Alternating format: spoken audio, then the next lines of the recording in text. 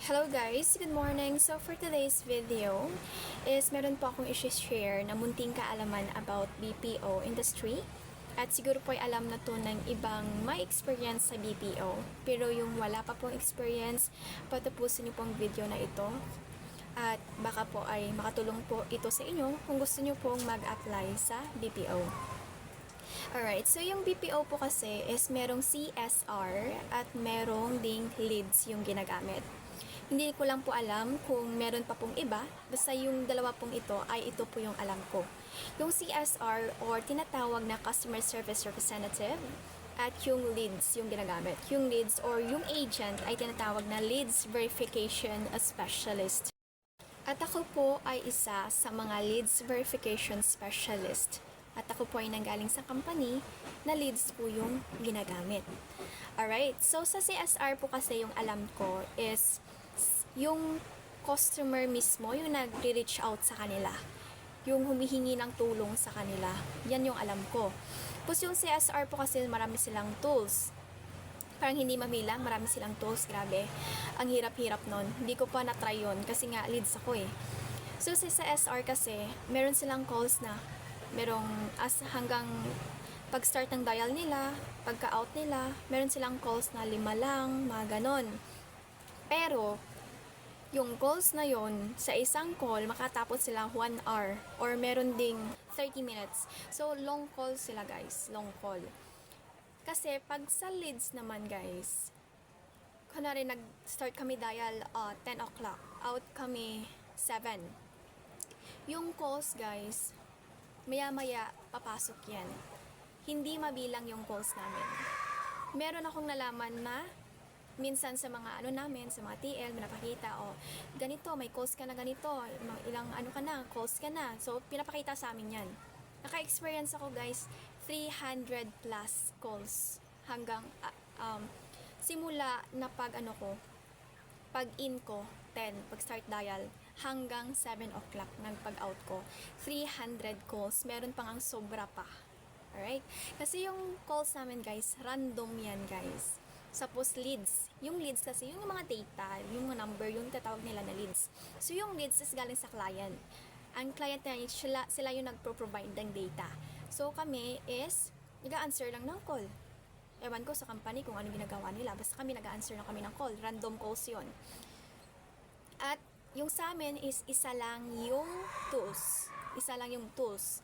Says dialer namin guys, andyan na yung disposition, yung outcome ng call, yun yung disposition. So, andyan na lahat. Isang tools lang. Yun lang, isang tools lang. Kaya ma-recommend ko sa mga wala pang experience sa BPO, mag-start muna kayo guys sa leads. Leads verification specialist muna kayo. Yung wala pang mga experience, hindi pa confident na mag-start sa CSR. Yung gusto pa bang mag-training, parang kasi yung leads kasi guys, parang yan yung training ground ng mga BPO, yung mga first time pa mag-BPO. Kaya marami ako nakakilala na kahit mga bachelor yan, yung nakatapos silang bachelor, ganun, nagsa-start sila sa leads. Kasi nga, mas okay na mag-starts ka muna sa medyo mababa. Tapos, yun na. Gusto mo nang mag-progress, make progress to yourself. Pwede ka na mag-CSR. So, ang maganda lang kasi sa leads guys, kunwari, sa amin kasi, yung leads, kasi alam na lang lahat yan. Basta leads ka, meron kayong script. Pero yung sa script guys, you need to follow the script. Pag sa training yon, mag-training ka, dapat follow mo talaga script. Kahit nagdadial ka, follow mo rin yung script. Meron silang rebuttals. Yung rebuttals kasi guys, yun yung sinasagot mo sa prospect mo or sa customer mo pag may tanong sila.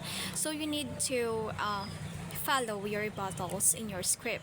Pwede ka naman gumawa, pero dapat yung point is nandyan pa rin. Yung parang hindi ka ba lalabas sa script mo. Yun. At sa CSR kasi guys, grabe yung training. Yung training nila is 3 months. Meron pang mas mataas sa 3 months.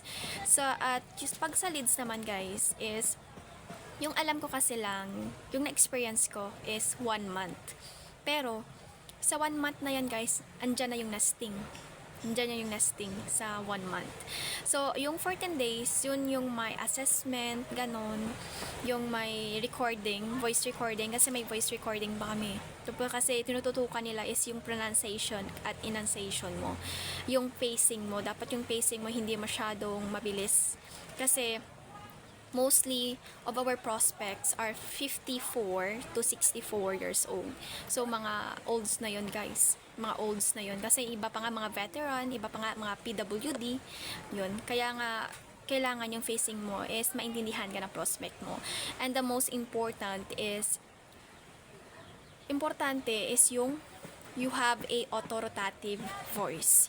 Yung pag good morning, hi, good morning, this is Sam, and this is from the Health Enrollment Center. Pag sabi mo ganyan, guys, dapat napapaniwala mo na yung prospect mo. Yung pag good morning mo palang makuha mo na yung trust niya. Yung mag-iisip siya na, ay, oo, galing to sa company ko. Ay, oo, ito yung agent ko from ganitong company. Kasi nga, guys, kami is parang tool lang kami, guys. Parang tool lang kami na ginagamit ng, alam nyo naman siguro yan, ginagamit ng US para mag-help sa negosyo nila. So, we're just dialing and then ipasa sa kanila yung call.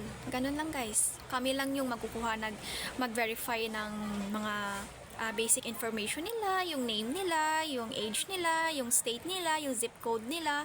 Yun lang yung work namin, guys. Pagkatapos niyan, then may some QQs, qualifying questions. So, i-ask namin qualifying questions. And when they are qualified, we will transfer them to our licensed associate or licensed agent into the US. So, yun lang yung rule namin. Mag-verify lang ng mga information nila. And then, bahala na yung US doon sa kanila. So, yun lang. So, we're just a tool.